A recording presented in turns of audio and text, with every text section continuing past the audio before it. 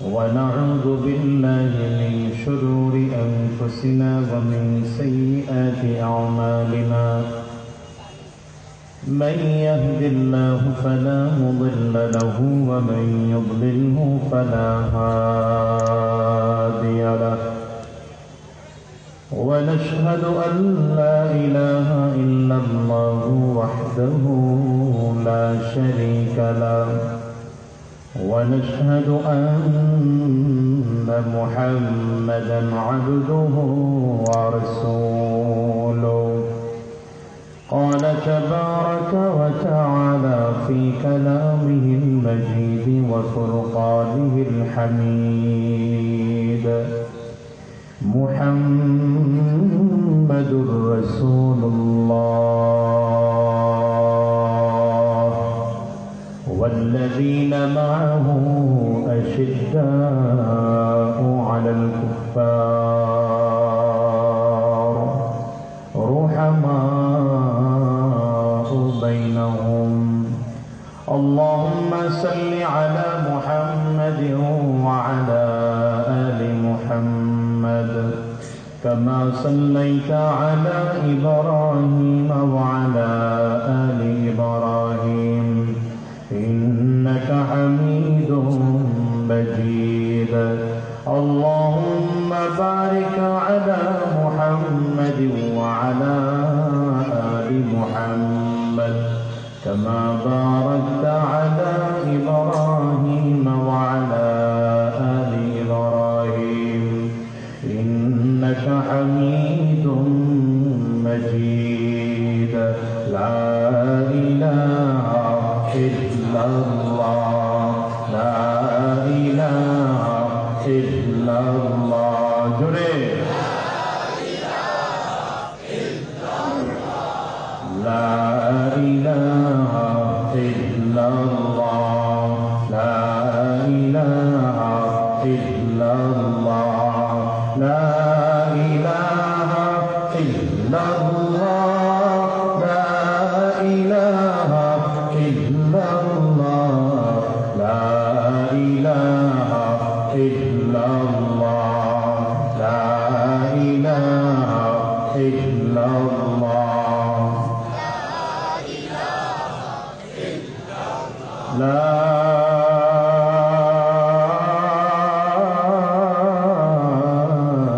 إله إلا الله محمد رسول الله الحمد لله বাংলাদেশ মুজাহিদ committee Ujirpur উপজেলা শাখা ও এলাকাবাসীর উদ্যোগে আয়োজিত আজকের এই 11তম বার্ষিক ওয়াজ মাহফিল ও হালকা জিকির আজকের এই মাহফিলের সম্মানিত সভাপতি সম্মানিত প্রধান অতিথি এদেশের লক্ষ কোটি মানুষের প্রাণ প্রিয় ব্যক্তিত্ব এদেশের লক্ষ কোটি যুবকদের আইডল যুবকদের হৃদয়ের স্পন্দন আন্তর্জাতিক খ্যাতি সম্পন্ন মুফাসসির কোরআন আহলে সুন্নাত ওয়াল জামাতের একচ্ছত্র তরজমান হযরতুল আল্লাম আল্লামা হাফিজুর রহমান সিদ্দিক কুয়াকাটা দামাত বরকাতুহুল আলিয়া উপস্থিত অন্যান্য হযরত উলামায়ে কেরাম সম্মুখপানে সমবেত দিন প্রিয় ইসলাম প্রিয় দিনদার ইমানদার মুমিন মুসলমান মধ্যে মুজাহিদ ভাইরা মুরব্বী বাবাজিরা যুবক বন্ধুরা কচিকাঁচা মাসুম বাচ্চারা পর্দার অন্তরালে অবস্থানরত সম্মানিত শ্রদ্ধেয় মা ও বোনেরা আল্লাহ পাকের শুকর যে আল্লাহ তাআলা আপনাকে আমাকে অত্যন্ত দয়া করে মায়া করে মহব্বত করে ভালোবেসে আজকের এই কোরআনী পরিবেশে জান্নাতি বাগানে ইমানদারদের মজলিসে আল্লাহ ওয়ালাদের মজলিসে বিশেষ করে আল্লাহ পাকের জাকিরিন ও শাকিরিন বান্দাদের মজলিসে যে আল্লাহ তাআলা আপনাকে আমাকে আসার বসার তৌফিক দান করেছেন সে মহান রব্বে করিমের দরবারে শুকর আদায় করি আমরা সকলেই জবান খুলে আওয়াজ দিয়ে চিৎকার করে জোরে সরে বলি আলহামদুলিল্লাহ আমি যে আয়াতে কারিমা আপনাদের সামনে তিলাওয়াত করেছি আল্লাহ তাআলা ইরশাদ করেন নবী এবং নবীর সাহাবীদের কি কি গুণ ছিল ভালো ভালো কি কি গুণ ছিল এই গুণগুলোর মধ্যে আজকে দুইটা গুণের বিষয় আলোচনা করার জন্য আয়াতে কারিমার টুকরা অংশ তিলাওয়াত করেছি আল্লাহ তাআলা বলছেন মুহাম্মাদুর রাসূলুল্লাহ ওয়াল্লাযীনা মাআহু আশিদ্দাউ আলাল কুফফার রুহামাউ বাইনাহুম, নবী এবং নবীর সাহাবীদের সবচেয়ে বড় গুণ ছিল তারা কাফির মুশরিকদের ব্যাপারে বড় কঠোর ছিল। কাদের ব্যাপারে কঠোর ছিল? কাফির মুশরিক বেঈমান এদের উপরে বড় কঠোর ছিল। তবে চমৎকার কথা হচ্ছে রুহামাউ বাইনাহুম, নিজেদের মাঝে অত্যন্ত হৃদ্যতা, আন্তরিকতা, মহাব্বত, ভালোবাসার কোনো অভাব ছিল না। কথা দুইটা। এক নম্বর গুণ, কাফির মুশরিক বেঈমান মুরতাদদের উপরে খুব কঠোর মেজাজের ছিল, খুব কঠোর মেজাজের, কিন্তু নিজেদের মাঝে আন্তরিকতা, হৃদ্যতা, মহাব্বত, ভালোবাসার কোনো অভাব ছিল না। এটাই আমাদের মধ্যে হওয়া চাই, মুসলমানের মধ্যে এটা হওয়া চাই। আমি প্রায় বলি, আজকে বলি, পৃথিবীতে বন্ধন হলো দুইটা। কয়টা? একটা হচ্ছে রক্তের বন্ধন, আর একটা হচ্ছে ঈমানের বন্ধন। বেসটা একটু কমাও, বেসটা একটু কমাও। একটা হচ্ছে রক্তের বন্ধন, আর একটা হচ্ছে ঈমানের বন্ধন। বলেন, একটা কিসের বন্ধন? রক্তের। আর একটা ঈমানের বন্ধন। রক্তের বন্ধন কি? বাবা মা, সন্তান, হ্যাঁ, এরপরে খালা খালু, ফুফা ফুফু, চাচা চাচি, এই তো, এগুলো রক্তের বন্ধন। আরেক হচ্ছে ঈমানের বন্ধন। ঈমানের বন্ধনটা এমন এক বন্ধন, এদের সাথে রক্তের কোনো সম্পর্ক নেই, তবে কখনো কখনো ঈমানের বন্ধন টিকিয়ে রাখার জন্য যদি রক্তের বন্ধন ছিন্ন করতে হয়, রক্তের বন্ধন ছিন্ন করে দিতে হবে, ঈমানের বন্ধন ছিন্ন করা যাবে না। ঈমানের বন্ধন টিকিয়ে রাখার জন্য যদি রক্তের বন্ধন ছিন্ন করতে হয়, রক্তের বন্ধন ছিন্ন করে ফেলতে হবে, কিন্তু ঈমানের বন্ধন ছিন্ন করা যাবে না। যেমন আপনারা জানেন, যুদ্ধের ময়দানে কালিমা পড়েছেন বিশ্ব নবী রাহমাতুল লিল আলামিনের সবচেয়ে প্রিয় সাহাবী আবু বকর সিদ্দিক রাদিয়াল্লাহু আনহু। যুদ্ধের ময়দানে বাবাও চলে গেছেন, সন্তানও যুদ্ধের ময়দানে চলে গেছেন। আবু বকর সিদ্দিকের সন্তান আসছেন কাফিরদের পক্ষ নিয়ে মুসলমানদের বিরুদ্ধে যুদ্ধ করার জন্য, আর বাবা গেছেন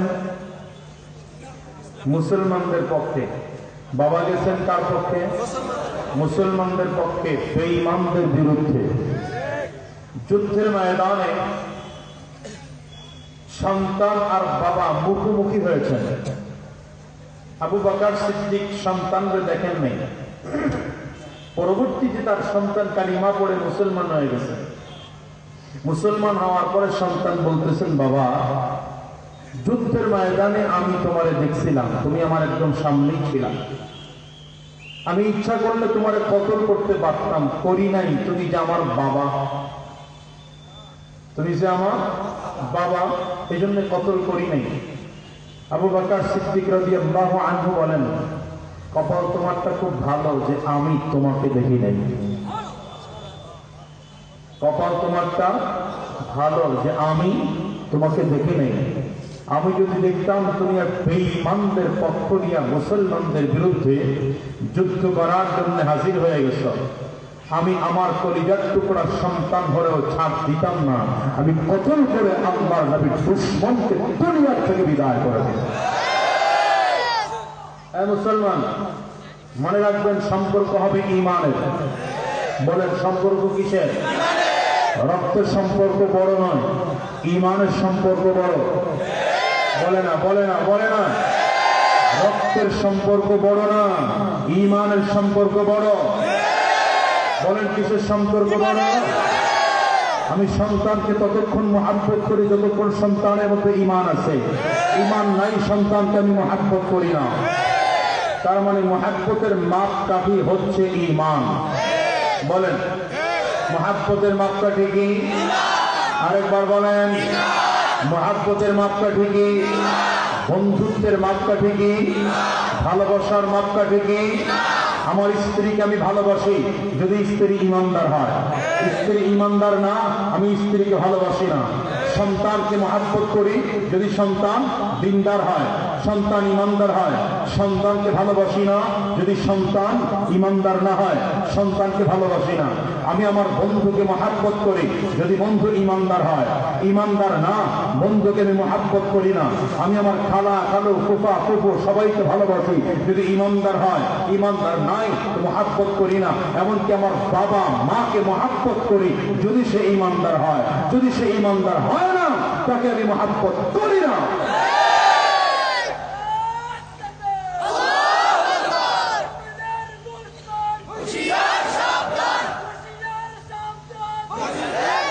এই জন্য মুসলমান সবসময়ের জন্য মনে রাখতে হবে মহাব্বতের মাপকাঠি মানদণ্ড হচ্ছে ঈমান।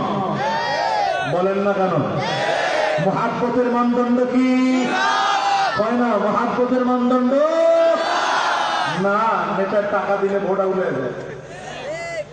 হ্যাঁ, এর প্রতি মহাব্বত চাইবে বসে সব। নেতার টাকা পায়া ভোট যদি আউলে যায় তাহলে মহাব্বত কি ইমানের মাপকাঠিতে আছে না টাকার মাপকাঠিতে গেছে? এই জন্য আপনারা শুনছেন কিনা জানি না, কুতুবুল আলম শেখ রহমতুল্লাহ আলাইহি বলতেন, বাবা কারো ইমানের দাম 10 টাকা, কথা হয় না, 10 টাকা পাইলে ধরে না, কিন্তু 100 পাইলে কারো ইমানের দাম 100, ও 100 পাইলে ধরে না। 1000-এর নোট পাইলে কারো ইমানের দাম 1000, ও 1000 পাইলে ধরে না। 1 লাখ পাইলে কয়টা? তো 1 লাখে ইমানের দাম 1 লাখ, 1 লাখ পাইলেও ধরে না। 10 লাখ পাইলে কারো ইমানের দাম 10 লাখ, হ্যাঁ, কিন্তু 10 লাখ পাইলে ধরে না। কোটি টাকা পাইলে, আর আল্লাহর কিছু বান্দা এমন আছে যারা কোটি নয়, কোটি নয়, সারা পৃথিবী যদি তাদের কদমে পায়ে দেওয়া হয়, লাথি মেরে ফেলে দেবে, ইসলাম ছাড়বে না। উজিরপুরের মুসলমান, উজিরপুরের মুসলমান, আমরা সম্ভাবনাময় ইসলামী জাগরণ তোমাদের এই অঞ্চল আমরা মনে করি। কথা হয় না কেন?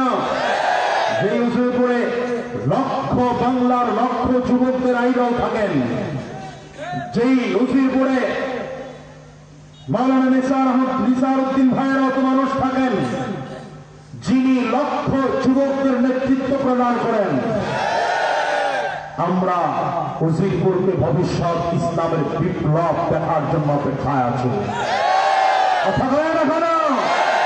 টাকা দিয়ে যেন তোমাদেরকে কেউ ঈমান কিনতে না পারে। কথা বলো, কথা বলো। টাকার কাছে মুসলমান বিক্রি হয় না, টাকার কাছে বিক্রি হয় পণ্য, টাকার কাছে বিক্রি হয় পশু, মানুষ টাকার কাছে বিক্রি হয় না। মানুষের ঈমানের দাম আছে না নাই? কথা বল না নাই? আমাদের কোনো স্বার্থ নাই, কেউ টাকা দিক আর না দিক তাতে কিছু আসে আর যায় না। কথা বল না কেন? নিসার উদ্দিন ভাই নির্বাচন করলো তো টাকা খরচ করতে পারে না, করবে কেমনে? এই যে ভাও ভাই, কথা কয় না। দোকান দোকানদের চান্দা ওটাই নেই, আপনারা চান্দাবাজি করেন নাই? এমন লোক এই সমাজে নাই? নাই, দোকানে দোকানে চান্দাবাজি করে, হ্যাঁ, কোটি কোটি টাকা খাওয়াইতে পারবে। যে বেটা চান্দাবাজি করে না, হালাল ইনকাম করে, বেটা এত কোটি টাকা পাবে। এখন ভিকের মার বাবা হবে না, বুঝি করি। যে বেটার ব্যবসা বাণিজ্য উল্টা পাল্টা, হ্যাঁ, হালাল নাই, হারাম নাই, সুদ নাই, ঘুষ নাই, ভালো নাই, মন্দ নাই, পাক নাই, না পাক নাই, যেমনি ইচ্ছা তেমনি কামায়, ও তো 2 হাতে ঢালতে পারে। আর যে বেটার ইনকাম সীমিত, সে হালাল দেখা ধরে, হারাম দেখা ধরে না। সে কি চাইলে আপনার কোটি কোটি টাকা দিয়ে ভাষাই দিতে পারবে না। তাহলে সম্পর্কটা টাকার হবে না, সম্পর্ক হবে ঈমান। বলো বলো বলো বলো, চিল্লায় বলেন, সম্পর্ক কিসের হবে? সম্পর্ক ঈমানের হবে। ঠিক আছে তো? আমরা অন্য কোন সম্পর্কে রাজি না, সম্পর্ক করবো তো ঈমানের সম্পর্ক করবো। ঈমানের সম্পর্ক দিয়া আমার নবীর নেতা মাই নেতা স্লোগান পারবেন দিতে? আওয়াজ হয় না, বলো পারবেন? এই জুয়ান্নারা মারে নাই, টাকা জুয়ান্নারা দেখি হাত তোলা উঁচু, মুরব্বীরাও তুলছে, এরা বলে জুয়া নইবার বলছে। আমাকে দাড়ি চুল রাখছে, তাই কি আর দিল পুরা হইছে? দিল তো জামান আছে, ঠিক না? আমার নবীর জন্য একটা স্লোগান হবে নাকি? জীবনে বহুত নেতা নেত্রী খুশি করার জন্য তো স্লোগান দিচ্ছেন। আজকে স্লোগান হবে আমার নেতা তোমার নেতা। সবাই পারবেন কি বলবেন আপনারা? বিশ্বনবী মুস্তাফা। ঠিক আছে তো? আমার নেতা তোমার নেতা, আমার নেতা তোমার নেতা। এরপরে বলবো আমরা সবাই রাসূল সেনা, ভয় করি না বোমা। ঠিক আছে তো? আমরা সবাই রাসূল সেনা, আমরা সবাই রাসূল সেনা। স্লোগান দেই নাই, মাত্র শিখাইলাম। স্লোগান দেব এখন। পারবেন? পারবেন? গলা কাশি দিয়ে ক্লিয়ার করেন। আরে ভালো করে কাশি দেন। কাশি দিতে বুঝে না, কোন জায়গায় কি কাশি দিতে হয় এটাও বুঝে না। এবার হাত দুইটা টান টান করে উঁচা করে, ভালো করে উঁচা করে।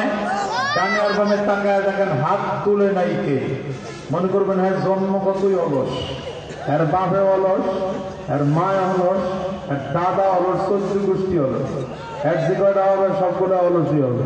হাতগুলো তুলছেন ভালো করে, টান টান করে তুলছে, হাতগুলো মুঠ করে দেন, ঝাঁকি দেন, দেন জোরে ঝাঁকি দেন, সেটা একটা আলাদা স্পিড এসে দেন, ঝাঁকি দেন।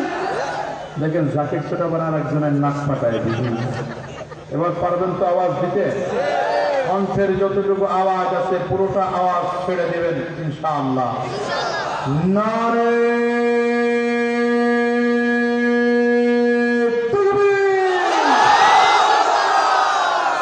হয় না, কুজিরপুরের এই আওয়াজ মানা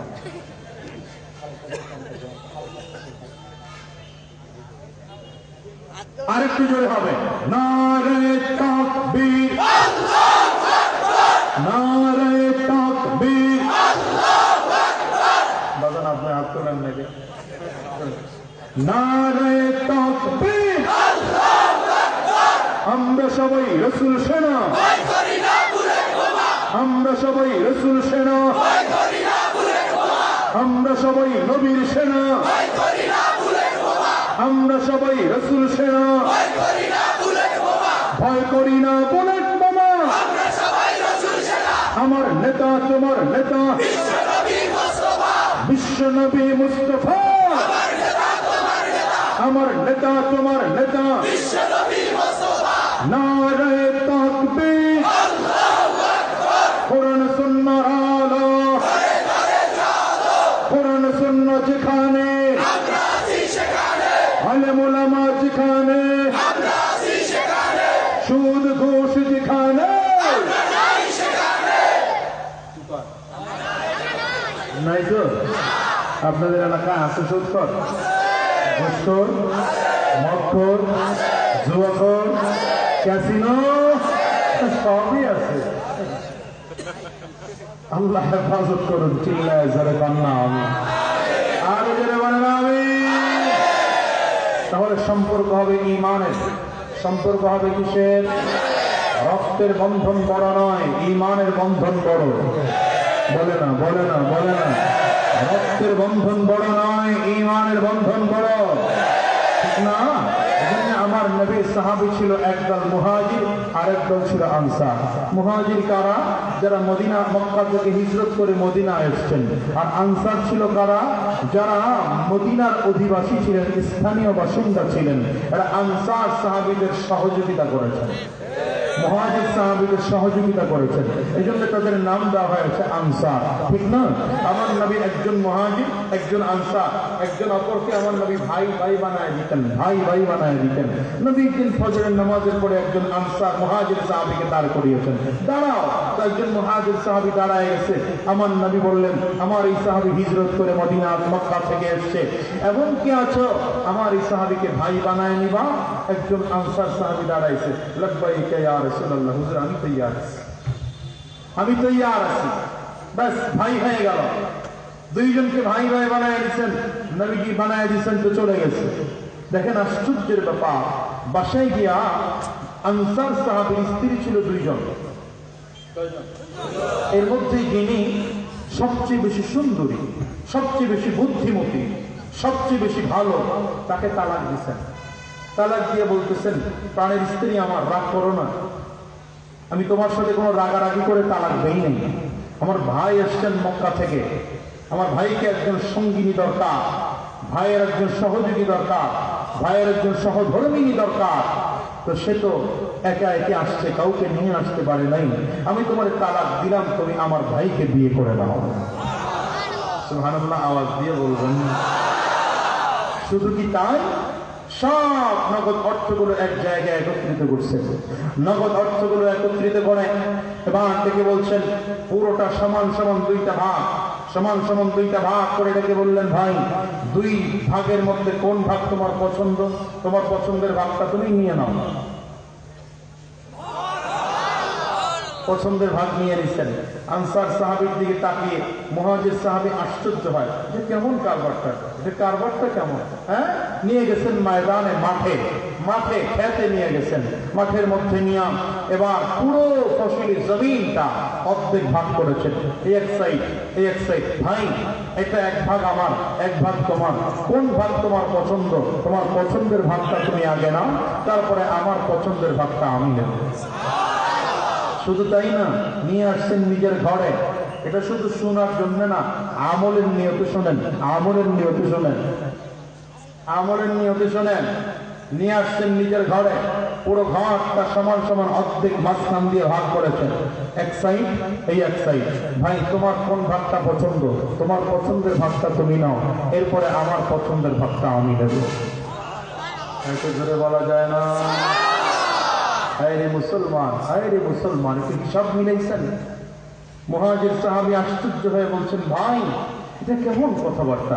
আপনার স্ত্রী দুইজন, আপনি তার থেকে সবচেয়ে সুন্দর স্ত্রীকে তালাক দিলেন আমার জন্য, সম্পদ দুইটা ভাগ করলেন আমার জন্য, জমিন দুইটা ভাগ করলেন আমার জন্য, বাড়ি দুইটা ভাগ করলেন আমার জন্য, আবার বলতেছেন আমার পছন্দের ভাগটা আমি নেব আগে। এটা কেমন কথাবার্তা? মুহাজির সাহাবীর দিকে তাকিয়ে আনসার সাহাবী বলছেন, ভাই তুমি জানো না, তুমি জানো না, এতদিন না আমরা দুইজনের সাথে দুইজনের পরিচয় ছিল না, তো নবী তো তোমাকে আমাকে ভাই ভাই বানায় দিছে, নবী তো তোমাকে আমাকে ভাই বানায় দিছে। এখন তুমি আর আমি তো এক বাবার সন্তান, এক মায়ের সন্তান। তো এতদিন বাবার সম্পত্তি আমি একা ভোগ করেছি, এখন তো আর একা ভোগ করতে পারি না, আমার আরেক ভাই আছে, এই জন্য আমার ভাইকে দিয়ে ভোগ করতে হয়। আর যেহেতু আমি ভাগ করেছি, যিনি আগে ভাগ করে তিনি আগে নিতে পারে না, এটা ইসলামের বিধান না। ভাগ করেছি আমি, তোমার ভাগটা তোমার পছন্দেরটা আগে নাও, তারপরে আমারটা আমি নেব। মুহাম্মাদুর রাসূলুল্লাহ والذين معه أشداء على الكفار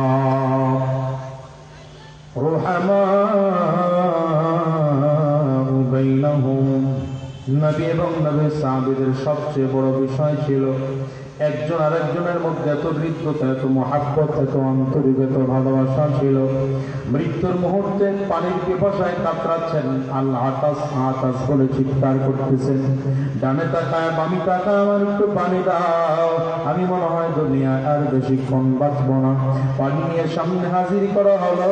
হঠাৎ করে পাশের থেকে আরেকজন ডাকবে, আল্লাহ আতাস আমাকে একটু পানি দাও। আল্লাহর নবীর সাহাবীরা এতটা হৃদ্যতার ভালোবাসা মহাব্বত ছিল, আস্তে করে ডাক দিয়ে কয়, ভাই আমার চেয়ে মনে হয় আমার ভাইয়ের খুব বেশি প্রয়োজন, আমি পানি খাবো না, আমার ভাইয়ের জন্য পানির ব্যবস্থা করো। এই দুনিয়ার মুসলমান, তুমিও ইমানদার, আমিও ইমানদার, তোমার মাথায় টুপি আছে, আমার মাথায় টুপি আছে, তোমার মুখেও দাঁড়িয়ে আছে, আমার মুখেও দাঁড়িয়ে আছে, তোমার লম্বা জুব্বা, আমার লম্বা জুব্বা। যদি ব্যাপারটা এমনই হয় তুমিও ইমানদার, আমিও ইমানদার, তাইলে তোমার আমার মধ্যে কোনো দল নাই, কোনো মত নিয়ে মারামারি ধরাধরি নাই, কোনো ঝগড়া নাই, ফাসাদ নাই। তুমি আমার কলিজার টুকরা ভাই, তোমার জন্য জীবন দিতে রাজি।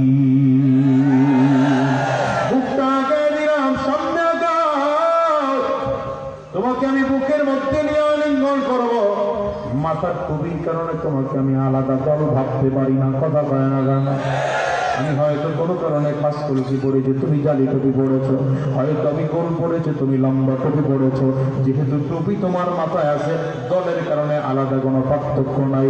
আমরা সবাই এক দল, আমাদের আল্লাহ একজন, নবী একজন, কোরআন একটা, আমাদের কোনো দল নাই, দল হলো একটা।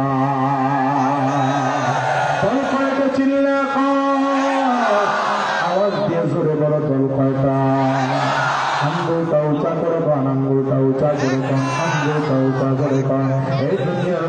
মুসলমান দল কয়টা? আমাদের কোরআন কয়টা? আমাদের আল্লাহ কয়জন? আমাদের নবী কয়জন? যদি সব একটা হয়, আমার আল্লাহ একজন, মোহাম্মদও একজন হয়, এইটা আমাদের মধ্যে কোনো দল নাই রে ভাই। হয়তো ভোটের কারণে ভিন্ন ভিন্ন স্টাইলে ভোট তুমি দিতে পারো, সেটা তোমার গণতান্ত্রিক অধিকার। রাজনৈতিক ব্যাপারে তুমি ভিন্ন দল করতে পারো, সেটা তোমার ব্যাপার। কিন্তু আমার নবীর ক্ষেত্রে, আল্লাহর ক্ষেত্রে আমরা সবাই এক, আমাদের মধ্যে কোনো পার্থক্য নাই। কোনো বদমাশ যদি আমার নবীকে চরিত্রহীন বলে গালি দেয়, কোনো বদমাশ যদি আমার নবীকে দর্শক বলে গালি দেয়, কোন বদমাশ যদি আমার নবীকে নারী নবী বলে গালি দেয়, কোন বদমাশ যদি আমার নবীকে মিথ্যুক বলে গালি দেয়, খোদার কসম করে বলে যায়, আরে পরে মুসলমান ওই বদমাশকে বাংলার জমিন থেকে জুতা পেটা করে সবাই করে বিদায় করবে।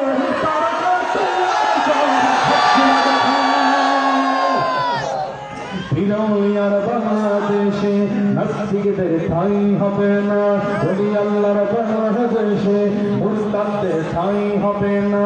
নবীর দুশমনেরা পাবি না রে ভাই, পাবি না। ইসলামের দুশমনেরা পাবি না রে ভাই, পাবি না। ফোঁটা রক্ত দেহে থাকতে মুসলমান সইতে পারে না বিশ্ব নবীর অপমান। নবীজিকে দিলে আঘাত এ পানে আর সহে না, নবীজিকে দিলে আঘাত এ পানে আর সহে না। নবীজির দুশমনেরা পাবি না রে হাই, পাবি না। ইসলামের দুশমনেরা পাবি না রে হাই, পাবি না। নবীর জন্য যদি রক্ত দিতে হয়, বিপ্লবী এই জনতা পায় না কবু ভয়।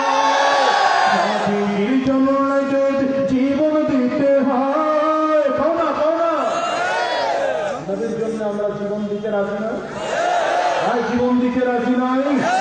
আমার নবীর ইজ্জত হেফাজতের জন্য, আল্লাহর দিন জমিনে বাস্তবায়ন করার জন্য, কোরআন জমিনে বাস্তবায়ন করার জন্য, মুসলমান তোমাদেরকে যদি আবার কোনদিন হাক্কানে ওলামায়ে কেরাম ডাক্তার, পীর সাহেব চরমনাই যদি কোনদিন ডাক্তার, আল্লাহর ওলিরা যদি কোনদিন ডাক্তার, এদের নেতৃত্বে জীবন দিতে তারা তৈরি আছে।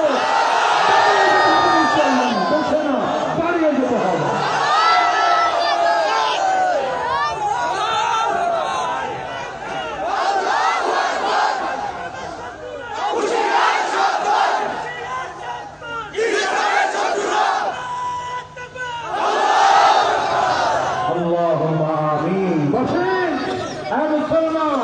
কষ্ট হচ্ছে আপনাদের, অসুবিধা হচ্ছে আপনাদের? আমাদের আল্লাহ কয়জন? নবী কয়জন? কোরআন কয়টা? আমাদের দল কয়টা? আমরা কোন দল বুঝি না, মত বুঝি না, পথ বুঝি না। আমাদের দল একটা, আমরা এক হয়ে থাকতে চাই। যদি কেউ ছিন্ন করতে চায়, ওর জমিন, ওর জায়গা বাংলার জমিনে নয়, ওর জায়গা বাংলার জমিনে। ঠিক কিনা বলেন? মুহাম্মাদুর রাসূলুল্লাহ ওয়াল্লাযীনা মাআহু আশিদ্দাউ আলাল কুফফার। এই দুনিয়ার মুসলমান, আজকের থেকে কলিজার মধ্যে ইমানদারের জন্য মুহাব্বত ঢোকাও। আজকের থেকে কলিজার মধ্যে আমার মালিকের মুহাব্বত ঢোকাও। আজকের থেকে কলিজার মধ্যে আমার নবীর মুহাব্বত কলিজার মধ্যে ঢোকাও। কলিজার মধ্যে আর কোনো মুহাব্বত থাকবে না, কলিজার মধ্যে মুহাব্বত থাকবে একমাত্র আমার আল্লাহ। এই দুনিয়ার মানুষ, দুনিয়ায় যদি মানুষ দেখো, সবাই তোমাকে শান্তির জন্য মুহাব্বত করে, ঠিক কি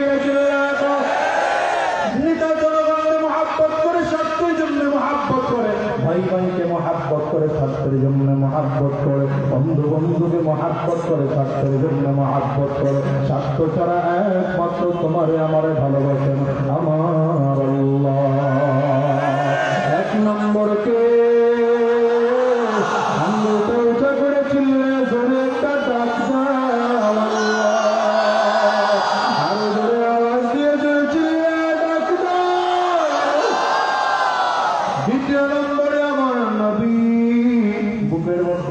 হাতটা লাগায় বলো দ্বিতীয় নম্বরে কে? আর একটু ধরে পাও না কে? দ্বিতীয় নম্বরে আমার নবী, 3 নম্বরে তোমার আমার মা। কলিজাটা ঠান্ডা করে ডাক দাও মা। 4 নম্বরে বাবা। কও না বাবা কয় বাবা। এই 4টা নামের মধ্যে সবচেয়ে বড় মজা, এই 4টা নাম ছাড়া আর কোন নামে মজা নাই। ঠিক না বেটে আওয়াজ করে যায়। এই দুনিয়ার মুসলমান আমার নবীর মহাব্বত কলিজার মধ্যে ভালো করে ঢুকায় রাখো। আল্লাহর কত বান্দারা আছে এর ময়দানে ময়দানে ঘুরে আর চিল্লায় আর কান্না করে, আহারে আর মানুষকে বুঝায় আর মালিকরে বলে আল্লাহ। কত বেঈমান কাফের মুশরিকরা তোমার নবীরে দেখেছে, আমরা তোমার নবীরে দেখতে পাই না। তোমার নবীরে আমরা দেখতে পারি নাই। ওই আবু জাহল আবু লাহাব তোমার নবীর সুন্দর চেহারা দেখেছে, আমরা তোমার নবীরে দেখতে পাই নাই। তবে দয়ার ওয়ালি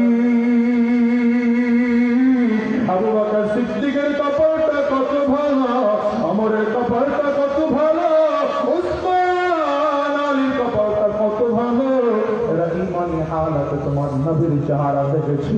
ইমানি হালাতে আমার নবীর যদি কেউ দেখে, সে মৃত্যুর সাথে সাথে জান্নাত প্রাপ্ত হয়ে যাবে। হাকিম মোহাম্মদ আশরাফি থানভী রাহমাতুল্লাহি আলাইহি লেখেন, দুনিয়ার মানুষ আমার নবীর চক্ষু দিয়ে দেখা সম্ভব না, তবে আমার নবীর যদি দেখতে চায় স্বপ্ন যুগে হয়তো আমার নবীর দেখা সম্ভব হবে। স্বপ্ন যদি আমার নবীর দেখতে চাও, আজকের থেকে বড় আমলগুলো ছাইরো না, ওয়াজিব আমলগুলো ছাইরো না, গুনাহমুক্ত জিন্দেগি করো আর সুন্নতের পাবন্দি শুরু করে দাও।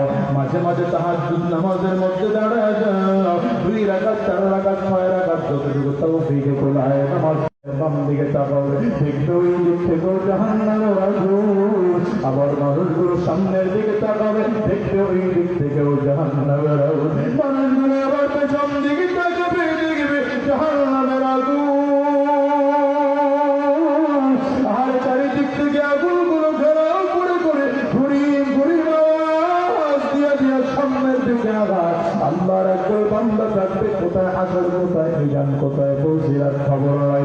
এরা ময়দানে শুধু দৌড়ায় আর চিল্লায় ডাক দেয়, মালিক তুমি কই, তুমি কই, তুমি কই।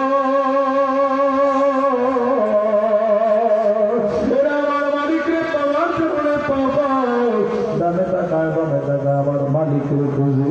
না না, মালিকরে তো খুঁজে কোথাও পাওয়া যায় না। আর আল্লাহ তাআলার আরশের পায়ের মধ্যে ট্যাগ লাগাইয়া বান্দা অনেকগুলো বিশ্রাম করতে পারবে। হঠাৎ করে আমার মালিক ডাক দিলেন, ফেরেশতারা এতক্ষণ যেই বান্দাগুলো দৌড়াইতেছিল ওরা কোথায়? ফেরেশতারা বলবেন আল্লাহ, ওরা আপনার পায়ের মধ্যে ট্যাগ লাগায় বিশ্রাম করতেছে। আল্লাহ তাআলা বলবেন ওদেরকে ডাক দাও, ওদেরকে ডেকে সামনে হাজির করা হবে। আমার মালিক ডাক দিয়ে বললেন, কি এতক্ষণ দৌড়াইছ চিল্লাইছ কেন? বান্দাগুলো উত্তর করবে, আল্লাহ আমরা তোমার পাওয়ার জন্য দুনিয়ায় কত দৌড়াইছি, ফজরের আযান শুনে ঘরে থাকতে পারি নাই, মসজিদে আসছি তোমার একটু সাক্ষাৎ পাওয়ার জন্য। দয়ার মালিক তোমার পাই না। আবার যোহরের আযান শুনে মসজিদে গেছি, তাও তো তোমার পাই নাই। আসরের আযান শুনে আবার মসজিদে গেছি, তাও তো তোমার পাই নাই। মাগরিবের আযান শুনে আবার গেছি, তাও তো তোমার পাই নাই। ইশার আযান শুনে আবার দৌড়ে মসজিদে গেছি, তাও তোমার পাই নাই।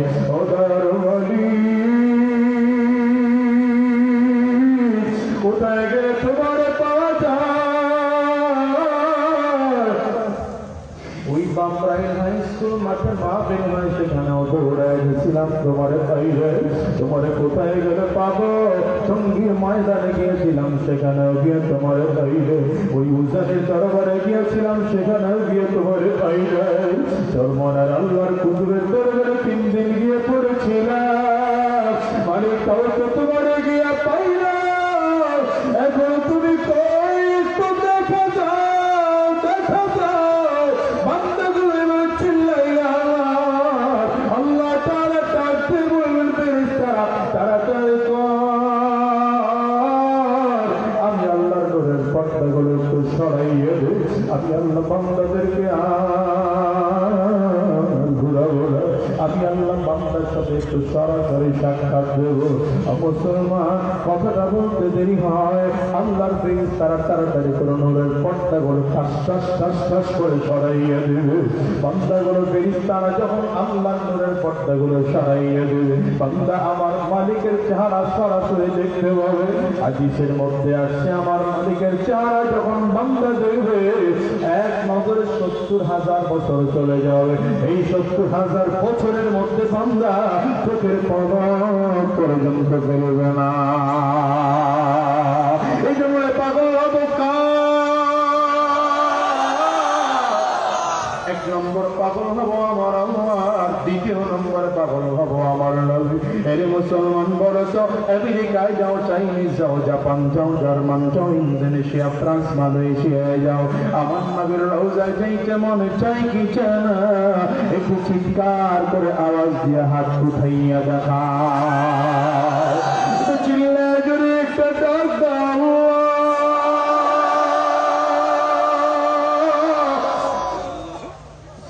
চোখের পানিটা ফালায়া ডাক দাও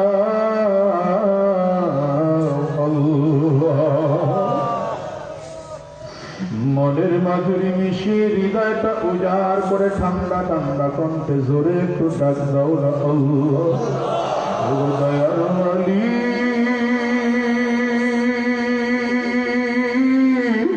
যতগুলো গোলাম আমরা দুইটা কিছু করলাম, জীবনে একটা বার হলো তোমার রওজা না দেখাইয়া, কাবা তাওয়াফ না করাইয়া আমাদেরকে দুনিয়া থেকে নিও না। জোরে বলো না আমিন। মনের মাধুরী মিশিয়ে বলো, মনে বড় আশা ছিল যাব মদিনা। কও না, ভালো করে কও না, হৃদয়টা উজাড় করে বলো না, মানে চাইলে কবুল করে নিতে পারেন। মনে বড়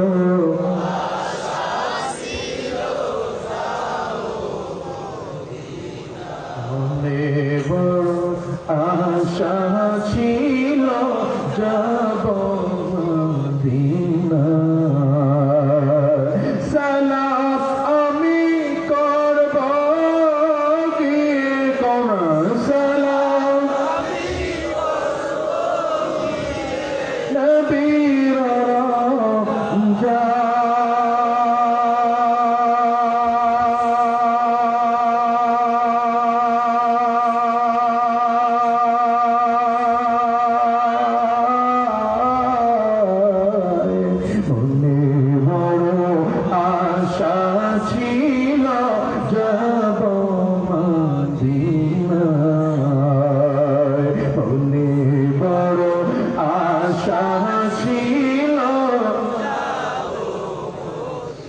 আরব সাগর পাড়ি দেব,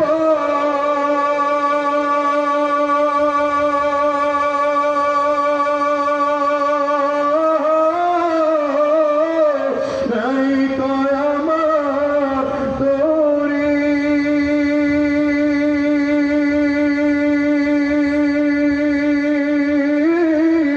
পাখি নয় দিউরে যাব ডানাতে ভর করি। আশা আছে সম্বল নাই, বলো না আশা করি কেউ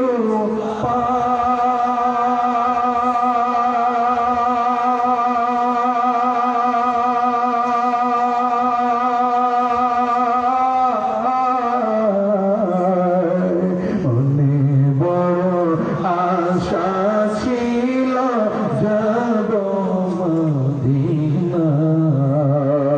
মনে বড় আশা ছিল যাব।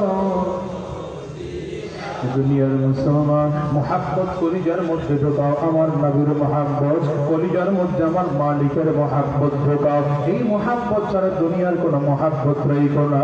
ওই সাহাবায়ে কেরামদের দিকে তাকাও, সাহাবায়ে কেরাম বলেন নিজের ঘরের চেয়ে, নিজের বাড়ির চেয়ে, নিজের টাকা পয়সা, এমনকি কলিজার টুকরা সন্তানদের চেয়ে আমার নবীকে বেশি ভালোবাসতেন। আওয়াজ দিয়ে চিল্লায় বলো ঠিক কিনা? যুদ্ধের ময়দানে যাইবা, সব সাহাবীরা কাতার করে দাঁড়িয়ে গেছে। এর মধ্যে একজন সাহাবী নাম উকবা রাদিয়াল্লাহু আনহু, তিনিও কাতারের মধ্যে দাঁড়াইয়া নাম লেখাইতে আরম্ভ করছেন। আমার নবীজির সাথে যুদ্ধের ময়দানে চলে গেছেন। তার একটা ছোট্ট বাচ্চা, মাত্র 7 বছর 8 বছরের বয়স। এই ছোট্ট বাচ্চা বশিরকে কারো কাছে রাইকাও যান নাই, কারো কাছে বলেও যান নাই, এমনকি বশিরকেও ডাইকা বলে যান নাই রে বাবা আমি যুদ্ধের ময়দানে যাই। এই বশিরের কেউ নাই, মা অনেক আগে দুনিয়ার থেকে বিদায় নিয়ে চলে গেছে। দুনিয়ায় কেউ নাই। বশির একা একা বিকালবেলা খেলাধুলা শেষ কইরা বাসায় আইসা খবর পায় বাবা আজকে মদিনায় নাই। বাবা মমিজান বিশ্বনবী রাহমাতুল্লিল আলামিনের সাথে যুদ্ধের ময়দানে চলে গেছে। যেমন বাবা তেমন সন্তান, কলিজার টুকরা সন্তান বশির রাস্তা রাস্তে ঘুরে মানুষ খানা দিলে খায়, না দিলে না খায়। কারো কাছে যাওয়ার মতো সাধ্য তার নাই, কারণ তার মা নাই, খালা ফুফু দুনিয়া চাচা চাচি আত্মীয় স্বজন বলতে কেউ নাই। একমাত্রই বাবা ছিল। আজকে বাবাও তো মদিনায় নাই, মসজিদে নববীর বারান্দায় বসে ঘুমায় আর অপেক্ষায় আছে কোন দিন যুদ্ধ শেষ হবে, কোন দিন বাবা আমার কাছে আসবে। আস্তে করে হঠাৎ একদিন তাকে দেখে যুদ্ধের ময়দান থেকে যুদ্ধ শেষ করে সাহাবীরা বাড়ির দিকে ফিরতেছেন, মদিনার দিকে ফিরতেছেন। আব্দুর রাজ্জাক আহারে আস্তে করে বশির খবর পায় রাস্তার পাশে দাঁড়িয়ে গেছে। রাস্তার পাশে দাঁড়িয়ে দেখে সব সাহাবীরা আগায়। ওই আবু বকর, ওমর, ওসমান, আলী, সাদ, সাঈদ, তালহা, জুবাইর সব সাহাবীরা কে করে আগায়। তাকাইয়া তাকাইয়া দেখে সব সাহাবীদেরকে দেখা যায় বাবারে কইজা পাওয়া যায় না, বাবারে কইজা পাওয়া যায় না।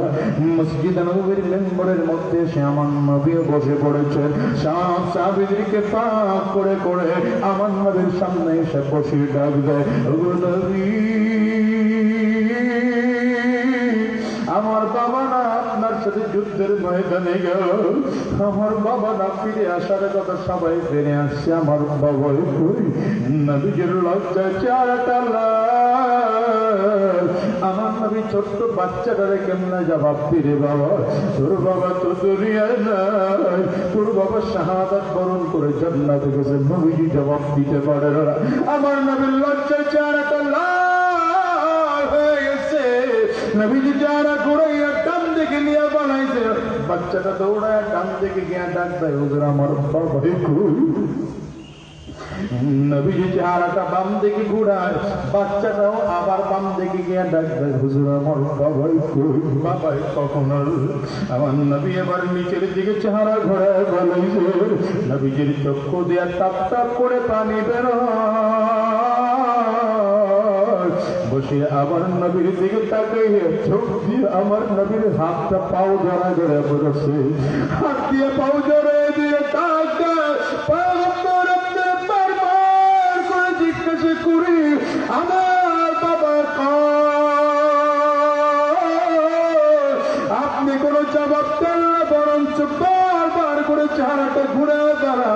কেন আপনার চেহারাটা আপনি ঘুরাইয়া গেলেন? আমার নবীজি চোখের পানি চাইরা ডাক দেয়, এরে বসি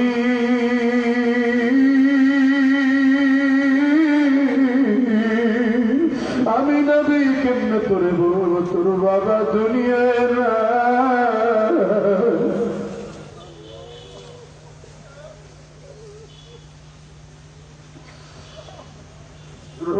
দুনিয়ার থেকে বিদায় নিয়ে মালিকের জান্নাতে শাহাদাত বরণ করে চলে গেছে। কথাটা বলতে দেরি হয়, বাচ্চা মানুষ নবীজির দিকে তাকায় ডাক দেয়, নবী আমার বাবা এটা কেমন কাজ করলো আমার কাছে একটু বলেও যায় না, আমারে কারো কাছে দায়িত্ব দিয়ে যায় না, আমি ছোট্ট মানুষ একা একা কেমনে বাঁচবো, আমার বাবাই কি মোটেও চিন্তা করে না। নবীজির দিকে তাকায় হুজুর পশ্চিম আকাশের দিকে তাকায় দেখে সূর্য এখন ডুবে ডুবে যাবে অবস্থা। হুজুর সূর্য ডুবে গেলে আমার বাবার হাত ধরে আমি আপনার দরবারে আসতাম, আপনার পিছনে মাগরিবের নামাজ পড়তাম, আপনার পিছনে ঈশার নামাজ পড়া বাবার হাত ধরে বাড়িতে যাইতাম। আমার বাবার কোলের মধ্যে মাথা রেখে আমি ঘুমাইতাম। আমি কার কোলে মাথা রেখে ঘুমাবো? ওগো নবী, আমি একে খাইতে পারি না। আমার বাবা আমারে খাওয়ায়া দিত, আমি গোসল করতে পারি না। আমার বাবা আমাকে গোসল করাইয়া দিত, আমি কাপড় পরতে পারি না। আমার বাবা আমারে কাপড় পরাইয়া দিত। খুশির বাচ্চা মানুষ নবীর দিকে তাকায় বারবার করে কান্দে। ওরে দুনিয়ার মুসলমান, এর উজিরপুর বামড়াইলের মুসলমান, কখনো কি চিন্তা করছো যাদের বাবা নাই, যাদের মা নাই, এদের কলিজার মধ্যে কিন্তু আলাদা ব্যথা। যাদের ঘরে বাবা আছে, মা আছে, তোমাদেরকে কোনোদিনও বোঝানো যাবে না রে যুবক ভাই। আমি তো প্রায় বলি, আজকে বলি যুবক, হয়তো তোমার ঘরে মা আছে তুমি বুঝো না, আমার ঘরে মা নাই, আমি আজাদি বুঝি। আজকের মা পিলটার মনোজাত করে দিলে বাসায় যাই, মা দরজার মধ্যে ঢুকা দিবে, মা হয়তো দরজায় খুলবে, আমি আজাদি বাসায় গিয়ে দরজায় ঢুকা দিলে আমার মা দরজা খুলবে।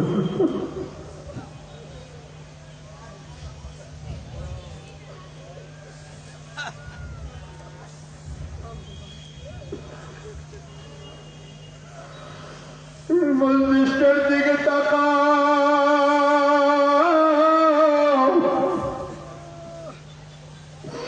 যার ঘরে বাবা নাই, যার ঘরে মা নাই, এদের চোখে পানি।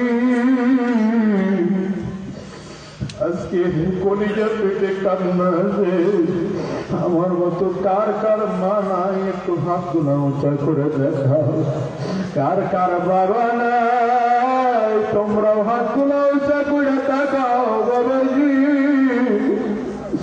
হাতগুলো তুলে রাখেন, আমার কলিজার টুকরো টুকু করে তাকাইয়া তাকাইয়া দেখু যে যুবকগুলো বাবার সাথে বেয়াদবি করে, মায়ের সাথে বেয়াদবি করে, আরে যুবক তাকাইয়া দেখ, এতগুলো মানুষ সাহায্য করছে, এদের কারো বাবা নয়, কারো মা নাই, কারো বাবা মা দুইজনের কেউ নাই।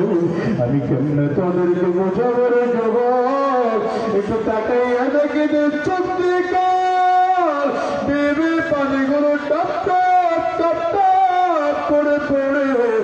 আরে এদের বাবা দুনিয়ার থেকে বিদায় হয়ে গেছে, কারো চোখের কোটায় পানি জমে গেছে, কারো চক্ষু দুইটা লাল হয়ে গেছে। এই জন্য কলিজার টুকরা যুবক, আমি তোমাদেরকে অনুরোধ করবো, যাদের ঘরে বাবা আছে, মা আছে, আজকে মসজিদ থেকে বিদায় হইয়া বাবার পাও দুইটা জড়াইয়া ধরবা, মায়ের পাও দুইটা জড়াইয়া ধরবা। যদি বেয়াদবি করে থাকো এমন কান্নার কান্না করবা, যতক্ষণ পর্যন্ত আম্মা মাফ না করবে ততক্ষণ পর্যন্ত চোখের পানি ছাড়া বন্ধ করবা না, মায়ের পাও পাও ছাড়বে না। চিল্লা করে যুবক, ঠিক না বেঠি? আমি কেমনে তোমাদেরকে বোঝাবো জানি না। আরে এই মসজিদটায় যাদের মা নাই, বাবা নাই, তাদেরকে জিজ্ঞাসা করো। ওই যে আমার ঢাকার মাদ্রাসা, গত 2-2.5 বছর আগে একদিন পরীক্ষা নিয়ে বন্ধ দিলাম, সব বাচ্চারা বাসায় চলে গেল। রাত্র 3:30টার পরে মাদ্রাসায় এসে মাহফিল শেষ করে ঢুকলাম। মাদ্রাসায় ঢুকে দেখি আমার বাবুর্চির সাথে ছোট্ট একটা বাচ্চা ঘুমায়। আমি বাবুর্চির ঘুম থেকে উঠে গেলাম, কেড়ে ছোট্ট বাচ্চাটা বাড়ি যায় নাই, কারণ হুজুরের নেওয়ার জন্য কেউ আসে নাই। আমি বাচ্চাটারে ঘুম থেকে উঠে গেলাম, রে বাবা তুই বাড়িতে যাস নাই কেন? আমার থেকে তাকায় পেল পেল করে চোখ দিয়ে পানি গেল তলে কান্দে।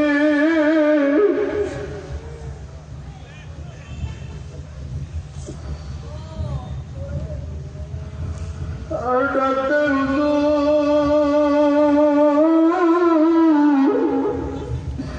আমি কই যাব? আমার তো বাবাও না, আমার তো মা।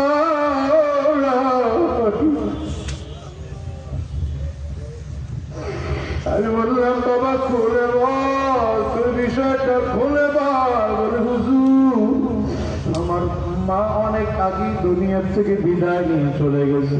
আমার বাবা মা বিদায় নেওয়ার পরে আমার বাবা আর একটা বিয়ে করছে। ওই বাড়িতে গেলে আমার স্বপ্ন আমারে মারে, আমারে পিটায়, আমারে খাইতে দেয় না, আমারে পড়তে দেয় না। হুজুর আমি বাড়িতে আর ফিরে যাব না। পকেট থেকে তার 20 টাকার নোট বের করে ডাক দেয়, হুজুর এই 20টা টাকা আমার কাছে আছে, আমি খানা কিনে কিনে খাবো। মাদ্রাসা যেই কয়েকদিন বন্ধ, হুজুর আমার অন্তর মাদ্রাসায় টাকার ব্যবস্থা করে দেন।